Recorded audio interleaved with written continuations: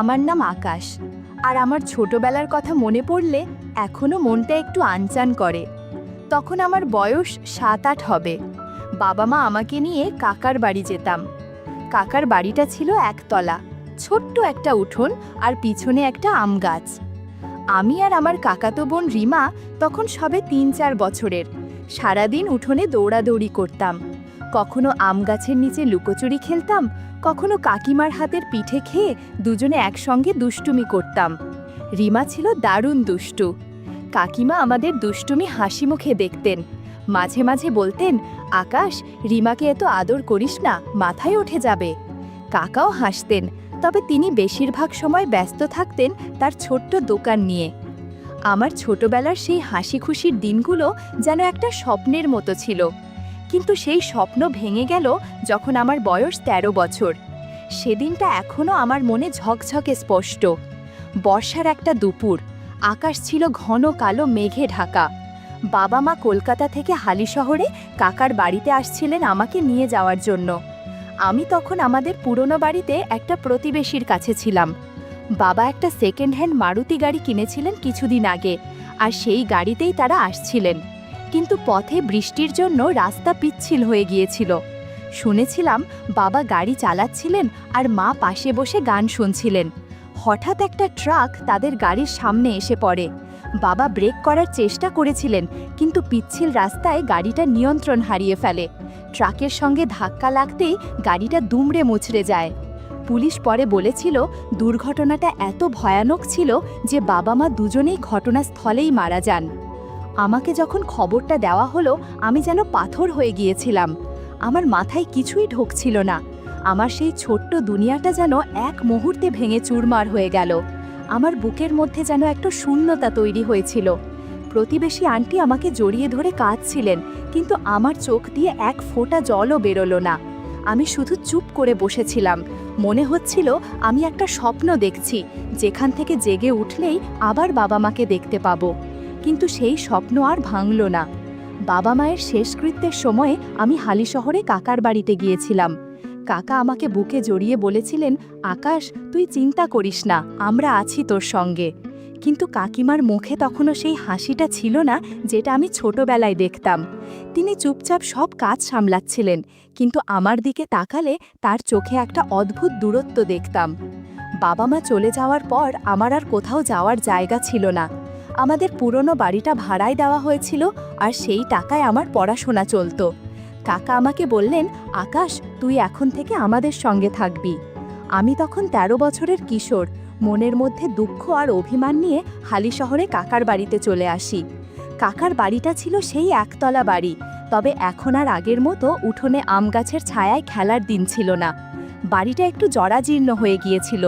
দেয়ালে স্যাঁতস্যাঁতে দাগ, আর কাকার দোকানের ব্যবসাও তেমন ভালো চলছিল না।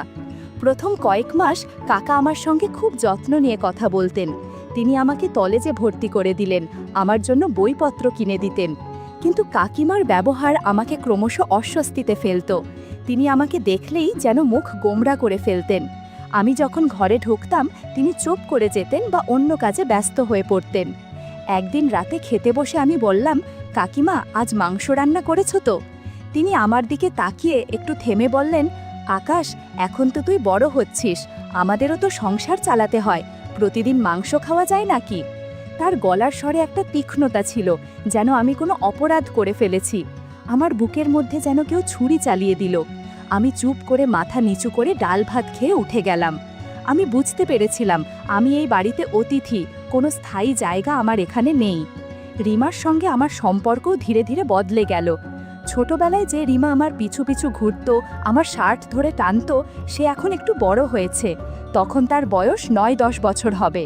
সে আর আগের মতো আমার সঙ্গে দুষ্টুমি করত না। আমি যখন তাকে কিছু বলতে যেতাম, সে লাজুক হাসি দিয়ে চুপ করে থাকত। একবার আমি তাকে বললাম, রিমা, চল উঠোনে গিয়ে লুকোচুরি খেলি। সে শুধু মাথা নেড়ে বলল, না আকাশদা, আমার পড়া আছে।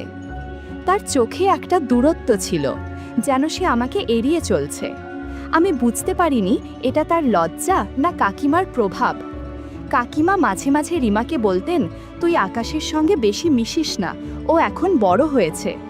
এই কথাগুলো আমার কানে এসে পৌঁছাতো আর আমার মনে হতো আমি এই বাড়িতে একা হয়ে যাচ্ছি। রিমার এই দূরে সরে যাওয়া আমাকে আরও একা করে দিল। একদিন আমি ঠিক করলাম আমি আর এখানে থাকবো না। আমার পড়াশোনার জন্য বাবা মায়ের বাড়ির ভাড়ার টাকা আসতো, আর আমি একটা ছোট্ট চাকরির জন্য আবেদন করেছিলাম। কলেজ শেষ হওয়ার পর আমি কলকাতায় চলে আসার সিদ্ধান্ত নিলাম। কাকাকে বললাম, কাকা, আমি এখন নিজের পায়ে দাঁড়াতে চাই। কাকা একটু দুঃখ পেলেন, কিন্তু বললেন, ঠিক আছে আকাশ, তুই যা ভালো বুঝিস। কাকিমা কিছু বললেন না, শুধু মাথা নাড়লেন। আমি বুঝলাম তিনি হয়তো খুশিই হয়েছেন যে আমি চলে যাচ্ছি। রিমা আমার দিকে তাকিয়েছিল, তার চোখে একটা কথা ছিল, কিন্তু সে মুখে কিছু বলল না। আমি আমার ব্যাগ গুছিয়ে অজানার উদ্দেশ্যে রওনা দিলাম, আর পিছনে ফেলে এলাম সেই বাড়ি যেখানে আমার ছোটবেলার স্মৃতি ছিল। শহরে পা রাখার প্রথম দিনগুলো ছিল যেন একটা দুঃস্বপ্ন। আমার কাছে থাকার জায়গা ছিল না।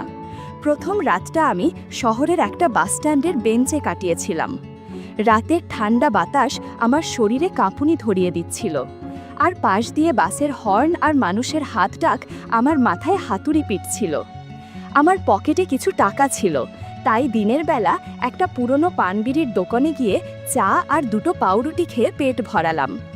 কিন্তু রাত হলেই আমার বুকের মধ্যে ভয় ঢুকে যেত। কোথায় ঘুমোবো, কিভাবে বাঁচব? আমার মাথায় বাবা মায়ের সেই দুর্ঘটনার দৃশ্য ভেসে উঠত, আর আমি নিজেকে বোঝাতাম, আকাশ, তুই একা নোস, তুই পারবি। কয়েকদিন পর আমি শহরের একটা বস্তিতে আশ্রয় পেলাম। একটা ছোট্ট টিনের চালের ঘর, যেখানে আরও ৬-৭ জন মানুষের সঙ্গে আমাকে থাকতে হতো। ঘরটা ছিল অন্ধকার, দেয়ালে স্যাঁতসেঁতে দাগ, মেঝেতে শুধু একটা পাতলা প্লাস্টিক পাতা। গরমে ঘরের ভিতরটা যেন উনুন, আর বর্ষায় টিনের চাল দিয়ে টপ টপ করে জল পড়ত। ঘরের এক কোণে একটা ভাঙা ল্যাট্রিন, যেখানে গিয়ে মুখে কাপড় চাপা দিয়ে কোনো মতে প্রয়োজন মেটাতে হতো। বস্তির গন্ধটা ছিল অসহ্য। নোংরা ড্রেনের দুর্গন্ধ, পচা খাবারের গন্ধ, আর মানুষের ঘাম মেশানো একটা ভ্যাপসা আবহাওয়া। রাতে ঘুমোতে গেলে পাশের লোকের শ্বাসের শব্দ, কারোর গোঙানি আর বাইরে কুকুরের ডাক আমাকে জাগিয়ে রাখত। আমার মনে হতো আমি যেন কোনো জেলখানায় বন্দী। কয়েক মাস পর আমি একটা নির্মাণ সাইটে কাজ পেলাম। সেখানে ইট বহন, সিমেন্ট মেশানো আর ভারী জিনিস তুলতে হতো। সকাল থেকে সন্ধ্যা পর্যন্ত আমার হাতে ইটের ধুলো, কাঁধে ব্যথা আর পিঠে সিমেন্টের বস্তার চাপ। আমার হাতে কড়া পড়ে গিয়েছিল, আঙুলগুলো ফেটে রক্ত জমত। কিন্তু আমি থামিনি। সাইটের অন্য শ্রমিকদের সঙ্গে আমি মিশতে চেষ্টা করতাম। তাদের মধ্যে ছিল রমেশ, একজন মাঝবয়সী শ্রমিক যে সারাদিন কাজের ফাঁকে গান গাইত আর রাতে মদ খেয়ে চিৎকার করত। আরেকজন ছিল শ্যামল, যে তার গ্রামের বউয়ের কথা বলতে বলতে কাঁদত। আমি তাদের সঙ্গে হাসতাম, কিন্তু মনের মধ্যে একটা শূন্যতা ছিল। আমার কেউ ছিল না, কেউ আমার জন্য অপেক্ষা করত না। নির্মাণ সাইটে আমার পরিচয় হলো মিনার সঙ্গে। মিনা ছিল সেখানে খাবার বানানোর কাজের মহিলা। তার শ্যামলা শরীর, ঘামে ভেজা শাড়ি আর তার হাসি আমার মনে একটা অদ্ভুত টান তৈরি করত। তার বয়স ৩০-এর কাছাকাছি। আমার চোখ বারবার সেদিকে চলে যেত। সে মাঝে মাঝে আমার দিকে তাকিয়ে হাসত, বলতো, আকাশ, তুই এত কষ্ট করিস কেন, একটু হাসিস না? তার কথায় আমার মনে একটা উষ্ণতা জাগত, যেন এই শহরে আমার জন্য কেউ একটু মায়া দেখাচ্ছে। আমি তার দিকে তাকালে কেমন একটা টান অনুভব করতাম, কিন্তু আমি নিজেকে সামলাতাম। বস্তির জীবন আমাকে ভিতর থেকে ভেঙে দিচ্ছিল। টিনের চালের ঘরে গরমে আমার শরীর ঘামে ভিজে যেত, আর বর্ষায় ছাদ দিয়ে জল পড়ত। ঘরের এক কোণে ভাঙা ল্যাট্রিন, যেখানে গিয়ে মুখে কাপড় চাপা দিয়ে কোনো মতে ব্যবহার করা যেত। রাতে পাশের রুমমেটদের চেঁচামেচি, কুকুরের ডাক আর নোংরা ড্রেনের গন্ধ আমাকে জাগিয়ে রাখত। শহরের বস্তির সেই টিনের চালের ঘরে আমার জীবন যেন একটা অন্ধকার গুহায় বন্দী হয়ে গিয়েছিল। একদিন রাতে আমার শরীরে জ্বর এলো। শরীর কাঁপছিল, মাথা ঝিমঝিম করছিল, আর আমার বুকের মধ্যে যেন একটা ভারী পাথর চেপে বসেছিল। আমার পকেটে ডাক্তার দেখানোর টাকা ছিল না। বস্তির সেই নোংরা ঘরে, যেখানে দেয়ালার স্যাঁতস্যাঁতে দাগ আর মেঝেতে পাতলা প্লাস্টিক পাতা ছিল, আমি শুধু একটা পুরনো প্যারাসিটামল গিলে কোনো মতে শুয়ে পড়লাম। জ্বরের ঠান্ডায় আমার হাড় কাঁপছিল। আমার মনে হচ্ছিল আমি মরে যাচ্ছি। মিনা সেদিন বিকালে আমাকে দেখতে এসেছিল। নির্মাণ সাইটে তার সঙ্গে আমার বন্ধুত্ব হয়েছিল। তাকে দেখে আমার মনে একটা নিষিদ্ধ টান তৈরি করেছিল। সে আমার ঘরে ঢুকে আমার কপালে হাত দিয়ে বলল, আকাশ, তোর এত জ্বর, কেন আমাকে বলিসনি? তার হাতের স্পর্শ আমার অদ্ভুত লাগছিল। মিনা আমার পাশে বসে আমার মাথায় হাত বুলিয়ে দিচ্ছিল। তার শাড়ি একটু অগোছালো হয়েছিল। মনে হচ্ছিল কিছু একটা করা দরকার, কিন্তু হঠাৎ মিনা আমার হাত সরিয়ে দিল। তার চোখে একটা ভয় মিশে গেল। সে ফিসফিস করে বলল, আকাশ, এটা ঠিক না, আমার স্বামী আছে। আমার মনটা ভেঙে গেল। আমি জ্বরের ঘোরে তার দিকে তাকিয়ে বললাম, মিনা, আমি তোকে চাই। সে মাথা নিচু করে চুপ করে রইল, তারপর উঠে চলে গেল। তার শাড়ির খসখস শব্দ আমার কানে বাজতে লাগলো, আর আমার মনে একটা অপমানের ঝড় বয়ে গেল। একদিন মিনা আমাকে বলল, আজ আমার বাড়িতে চল, তোকে ভাত খাওয়াবো। আমি অবাক হলাম, কিন্তু তার হাসি দেখে না বলতে পারলাম না। মিনার বাড়ি ছিল বস্তিরই একটা ছোট্ট ঘর। ঘরটা ছিল ছোট্ট, ভাঙাচোরা, দেয়ালে স্যাঁতস্যাঁতে দাগ, মেঝেতে একটা পুরনো প্লাস্টিক পাতা। ঘরের মধ্যে ঘাম, রান্নার গন্ধ আর বাইরের নোংরা ড্রেনের দুর্গন্ধ মিশে একটা ভ্যাপসা আবহাওয়া তৈরি হয়েছিল। মিনা আমাকে একটা ভাঙা চেয়ারে বসিয়ে নিজের হাতে ভাত, ডাল আর একটু মাছের ঝোল বানিয়েছিল। ঘরে প্রচণ্ড গরম থাকায় মিনা অনেক ঘেমেছিল, যার ফলে অনেক অদেখা জিনিস দেখা যাচ্ছিল। আমার চোখ বারবার সেদিকে চলে যাচ্ছিল। আমি মনে মনে অনেক কিছু ভাবছিলাম। মিনার সাথে গল্প করতে করতে করতে বুঝতে পারলাম তার স্বামী নেশা করে বেড়ায়, কোনো রোজগার করে না। এদিকে মিনার টাকায় ঘুরে বেড়ায়, যে কারণে মিনা অনেক একাকিত্ব বোধ করছিল। নিজের মনের সুখ কারো কাছে পাচ্ছে।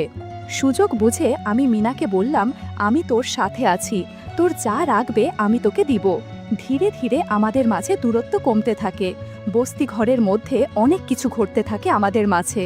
সারা রাত ওর সাথে সময় কাটিয়ে বাড়ি ফিরে যাই।